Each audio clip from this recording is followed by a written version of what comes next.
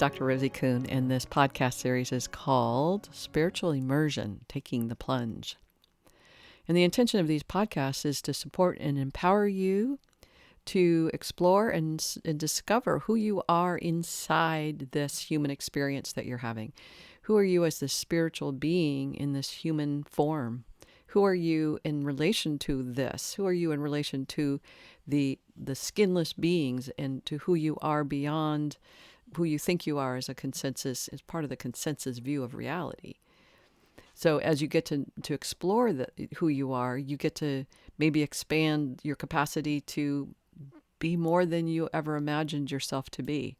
It's kind of a fun and treacherous experience of self-discovery and adventure. And the intention of this particular podcast today is to talk about, in a sense, the theme of 3 steps forward, 4 steps back, 2 steps forward, 1 step back, 12 steps forward, 2 steps back. In that, as we're moving, as we're in this process, I'll just talk about me. I experience these moments of transcendence of, oh my God, I've arrived. I've got it. It's great. Everything's awesome. And then, 2 days later, it's like I plummet back 14 steps. Like, what the heck happened? And then I climb out of that place where I was, and I make progress in where I've been, and I come back to it at least where I was, or I might have another revelation or another moment of enlightenment or another moment of, I've arrived again. Isn't this great? And then I plummet back, maybe 2 steps, maybe 14 steps again, or maybe 39 steps. And this is the process of evolution. This is the process of unfolding ourselves into a greater and greater degree of expansion of who we are. And 2 ways to look at this. I'll say that, and then I'll forget the second way. But in this moment, as we move forward into higher levels of vibration, it's like it's not quite sustainable that we can sustain that level of vibration, partly because we haven't grown the capacities yet to do that. But the other side of it is going that high begins to dredge up the density. It's like a magnet kind of thing where it draws up the density of old patterns that won't let us stay in those higher levels of consciousness, those higher levels of vibration. And so we have to go back and clean up and clear out and detox and purify and purge that stuff that's holding us back.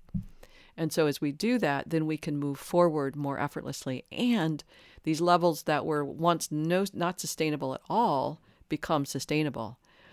This morning I woke up and I have a couple of circumstances happening right now. And a couple of years ago, I would have been freaked out. I would have been anxious, really anxious. I would have been upset and scared. And I realized, oh my God, I'm not any of that right now. It's the same circumstances I've had in the past, but I'm not upset or fearful or anxious or victimized or any of that. So that's a level of presence that I've gotten to, a level of ascendance, if you will, or a level of vibrational resonance where I'm pretty much here most of the time. And I would never, ever have thought that this was the case, but that's where I can be comfortable now. One way to look at this, my dog's barking in the background, so just bear with us for a second. I quite often think about using the analogy of if you're climbing a large mountain like Mount Everest. You go from the village, wherever that village is, which is I think at 8,000 feet. And you go up to a base camp, and that first base camp is 11,000 feet. It's something like that. And you have to acclimate to that level. You can't just go there and go, oh, that's great. Some people can. Some people can't. It creates altitude sickness or other things that make the body uncomfortable. And they have to go back to the village and kind of settle in there for a bit, get their system back to status quo, and then go back up to base camp 1. And inevitably they can stay at base camp 1, and that's a huge success. They're now at base camp 1. And they get acclimated there, and then they begin to trek towards base camp 2, which we'll say is 15,000 feet. I think Everest, I'm just using this as an analogy, but Everest, I think, is 28,000 feet. So you have to go from base camp 1, which is 11,000, to 28,000 feet. So you still have a lot of acclimating to do to get to the top of the mountain. So base camp 1, you're getting more comfortable. You start to work towards base camp 2, but you keep having to come back to base camp 1 where you've acclimated. And you go back towards base camp 2, and inevitably you arrive at base camp 2. And then you can't stay there. It's not sustainable yet.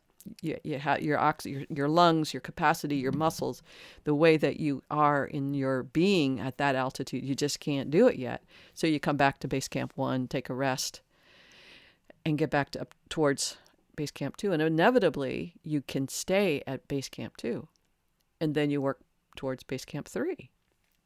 And I think with Everest, there's 3 or 4 base camps, and then there's the actual climbing to the top. So that process can take months. You can't go to Everest and go, I'm just going to climb next week and be there.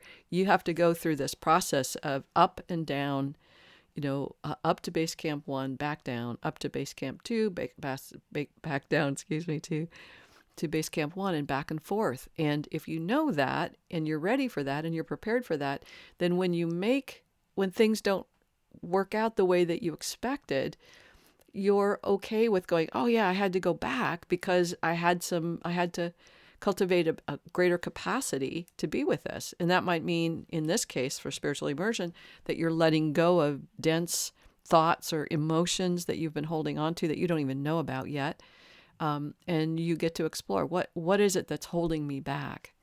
So as we do that, we get to go further forward, but may come back and plummet back into this place where it's like, this is just despairing. I just want to die. I felt that a couple of about a month ago when in this pandemic co-virus thing started happening. It was like, I can't deal with this. I can't handle it. I just want to die. And it was like, what? Haven't you had enough of this? It's like, no, I plummeted.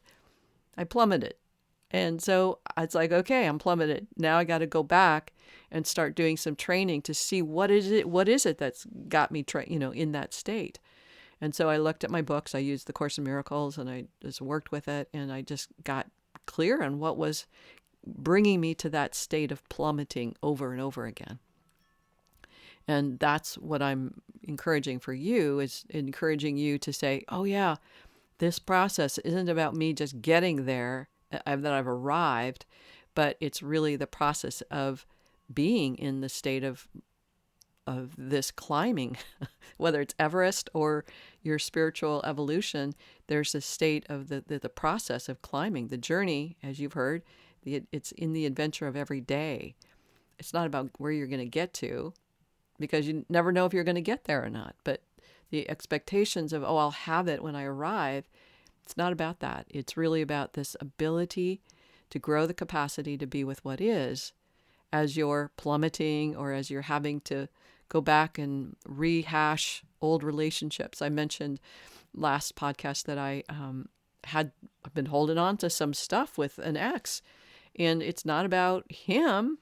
It's about my needing to look at my perceptions of him victimizing me versus me staying and choosing to stay, taking responsibility for staying, regardless of how I was feeling or whatever his actions were. His actions were just what he was doing, but I interpreted it my way, and so that created suffering, and I stayed, which created suffering, and the rest of it. So it's that place of really paying attention to what's happening, and what is it I need to look at that has me plummet back 15 steps or 4 steps or 3 steps.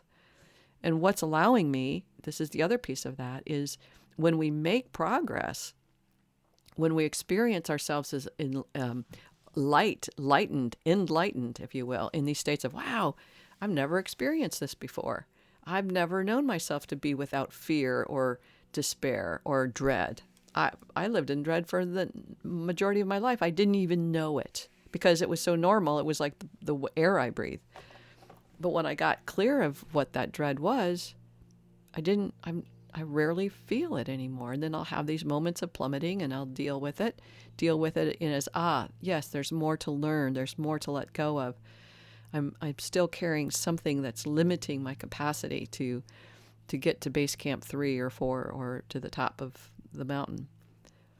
So that's pretty much it for today, is just the intention of, the summary of this process of spiritual immersion means you are going to be finding your stuff, you're going to find yourself in delightful, rapturous, joyful places. And until it's sustainable, you will most likely be sliding back or plummeting back or just stepping back a bit, and being with stuff that may be uncomfortable again, maybe post-traumatic situations or abuse or elements of life that were not pleasant, and having to rehash that with yourself and how it is so that you can let it go and then be more capable of staying at those higher altitudes, those higher vibrations, those higher levels of joy and happiness and serenity and peace and prosperity and abundance and playful and innocence, all of that good stuff. So that's pretty much it for today. If you'd like to leave me a comment here, please do so at Podbean or iTunes, or you can email me at rosie@theparadigmshifts.com. If you'd like to work with me to do some coaching, please email me, or you can go to my website, theparadigmshifts.com, and find my books, my blogs, my videos, and other things that are kind of interesting. All right, big hugs to you, blessings, and bye for now.